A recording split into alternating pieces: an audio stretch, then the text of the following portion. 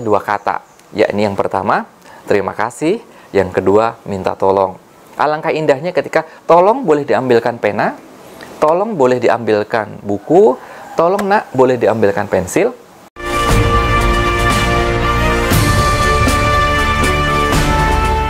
Assalamualaikum warahmatullahi wabarakatuh. Ayah bunda hebat dimanapun Anda berada, alhamdulillah kesempatan kali ini kita bisa sharing bersama dan kita melanjutkan aktivitas kita. Dan pada kesempatan kali ini kita akan sharing tentang komunikasi. Kenapa kok kita berbicara tentang komunikasi, ayah bunda? Ternyata ayah bunda yang mulia, komunikasi itu menjadi faktor penting, faktor penentu keberhasilan kita dalam berinteraksi dengan anak-anak kita. Bayangkan ketika kita meminta sesuatu, misalnya tolong ambilkan pensil misalnya atau pena. Kemudian kita menginstruksikan kepada anak kita, nak, tolong ambilkan ayah atau bunda pensil. Kemudian anak-anak kita berangkat ngambil pensil. Kita berharap dia kembali membawa pensil. Tapi ternyata hal yang di luar dugaan terjadi.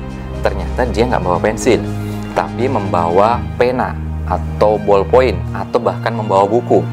Pertanyaannya, siapa yang salah? Apakah penanya, ataukah bukunya, ataukah anak kita, atau kita yang memberikan informasi? Nah, ayah bunda yang hebat, ternyata kita sebagai orang tua perlu belajar tentang komunikasi, terlebih komunikasi dengan anak-anak kita. Ketika kita belajar komunikasi, ayah bunda, ternyata ada 5 faktor dalam keberhasilan sebuah komunikasi. Apa faktor-faktor itu? Yang pertama adalah pengirim berita. Ya, jadi yang pertama adalah pengirim berita. Siapakah pengirim berita itu? Dalam konteks tadi, ketika kita meminta kepada anak kita, maka pengirim beritanya adalah kita. Kita coba harus evaluasi sejauh mana, sedetail apa, dengan gaya dan cara apa kita menyampaikan komunikasi terhadap anak-anak kita. Maka pengirim berita atau kita menjadi faktor penentu yang pertama yang sangat penting. Jangan-jangan ketika kita menyampaikan minta tolong diambilkan pensil atau minta tolong diambilkan pena, tidak jelas sehingga yang diambil adalah buku. Kejelasan cara kita menyampaikan menjadi faktor penting dalam komunikasi, terlebih komunikasi dengan anak-anak kita. Ini faktor yang pertama. Ayah bunda hebat yang mulia, faktor yang kedua yang harus kita perhatikan dalam sebuah komunikasi yang efektif adalah penerima berita. Dalam konteks ini, siapakah penerima berita? Kalau dari contoh yang di depan tadi, oke, yang menjadi penerima berita, receiver-nya adalah anak-anak kita. Oleh karena itu, kita harus pastikan bahwa anak-anak kita mengerti apa yang kita inginkan. Dia tahu mana itu pensil, mana itu pena, mana itu buku, mana itu penggaris. Sehingga ketika pemahaman seseorang terhadap instruksi itu menjadi penting. Baik, ada 2 faktor, yakni tentang siapa yang mengirimkan berita, yang kedua, siapa yang menerima berita. Ini 2 faktor penting. Apa faktor-faktor berikutnya terhadap keberhasilan sebuah komunikasi efektif? Adalah tentang pesan itu sendiri. Jadi, yang tidak kalah penting dari sebuah komunikasi adalah pesan. Ya, pesan ini menjadi penting. Instruksi ini harus jelas. Instruksi ini harus dipahami dan clear. Maka jangan sampai kita ambigu dalam mengambil perintah, ambigu dalam memberikan perintah, tidak jelas dalam memberikan perintah. Maka pesan itu harus jelas.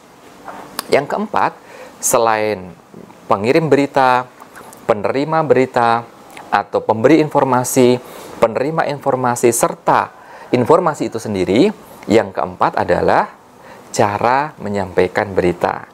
Oke, atau cara menyampaikan informasi.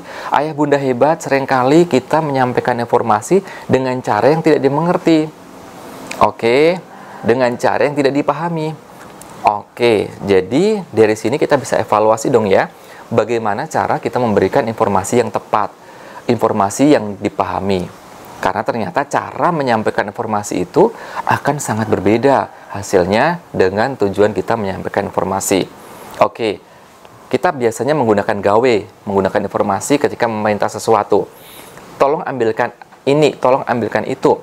Ketika ekspresi, Ini dan ekspresi itu ternyata tidak bisa secara mudah dipahami oleh seseorang.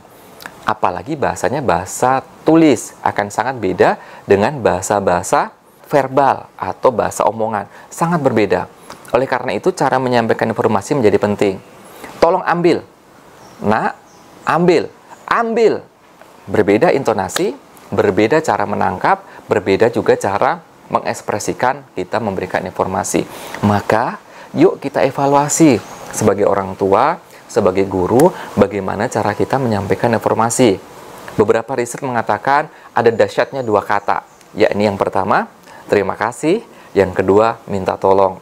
Alangkah indahnya ketika tolong boleh diambilkan pena, tolong boleh diambilkan buku, tolong nak boleh diambilkan pensil. Rasanya akan beda kalau kita bilang ambilkan pensil, ambilkan buku, ambilkan pena. Walaupun instruksinya sama, tetapi rasanya berbeda. Oke, ternyata cara menyampaikan perintah, cara kita berkomunikasi menentukan bagaimana komunikasi efektif atau tidak. Dan yang terakhir, Mbak Ayah Bunda, komunikasi efektif selain dilihat dari siapa pengirim berita, kemudian siapa penerima berita, kemudian apa konten berita itu, kemudian yang keempat adalah bagaimana cara kita mendeliver atau menyampaikan berita itu, berkomunikasi, dan yang terakhir adalah adanya feedback, umpan balik. Sehingga ketika kita menyampaikan sesuatu, meminta sesuatu, ternyata apakah komunikasi itu efektif atau tidak, ketika kita mengevaluasi melihat apakah ada umpan balik dari orang tersebut. Oke, saya meminta dia mengambilkan buku, ternyata dia mengambil, walaupun dia mencoba memahami. Oh, dia memberikan feedback. Oke ayah, bunda, saya ambilkan, tapi sebentar lagi ya.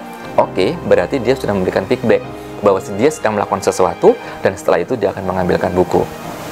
Oke, ayah bunda, ternyata feedback menjadi penting. Oleh karena itu, dalam komunikasi hari ini, yuk kita maksimalkan komunikasi dalam setiap proses yang ada. Pembelajaran hari ini kita harus jarak jauh. Maka yuk kita coba pikirkan kembali. Dalam kondisi daring, faktor ini menjadi penting. Bagaimana dan apa yang harus kita lakukan? Satu, bagaimana ketika kita melihat bahwa kita adalah pengirim berita. Dua, bagaimana kita adalah penerima berita. Yang ketiga, bagaimana berita itu sebenarnya. Yang keempat, bagaimana cara kita menyampaikan. Dan yang terakhir, feedback apa yang terjadi. Sehingga kita berharap setiap apa yang kita sampaikan itu efektif. Setiap apa yang kita sampaikan mengubah. Setiap apa yang kita sampaikan memberikan dampak. Maka yuk kita sama-sama belajar menjadi orang tua, menjadi guru, menjadi siapapun hari ini yang menyampaikan sesuatu. Semoga komunikasi itu adalah komunikasi yang efektif, komunikasi yang dimengerti, komunikasi yang memberikan perubahan, sehingga kita semua selalu melakukan hal-hal yang terbaik, memberikan hasil yang terbaik, melakukan proses dan berusaha memantaskan diri melalui proses-proses yang terbaik. Terima kasih, selamat berjuang, selamat melakukan komunikasi yang efektif. Semoga Allah mudahkan setiap apa yang kita lisankan, dan Allah mudahkan setiap mereka yang mendengar apa yang kita sampaikan. Terima kasih. Assalamualaikum warahmatullahi wabarakatuh.